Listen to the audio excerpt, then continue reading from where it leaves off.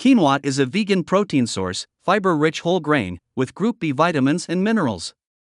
It is a type of seed that can be used in recipes as rice but with a smaller and more circular shape and texture. Quinoa has to be washed out many times before cooking and consuming it because quinoa's surface has saponin, which is a toxic substance that should be eliminated by washing it out. It is a pseudo-grain high in protein and one of the few plant foods that contains sufficient amounts of all 9 essential amino acids. I is also glute-free. However, before eating this pseudo-grain you must rinse it. Rinsing removes quinoa's natural coating, called saponin, which can make it taste bitter or soapy. Quinoa is a seed also known as a pseudo-cereal because of its grain-like look and properties.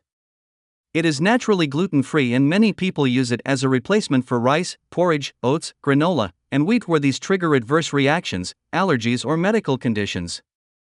Being a relatively new food item, also called a superfood, quinoa has not been tested for safety or long-term side effects on its own or in combination with other food in double-blinded randomized clinical trials. Therefore, although it is considered safe to consume, take caution when consuming and monitor any unusual symptoms.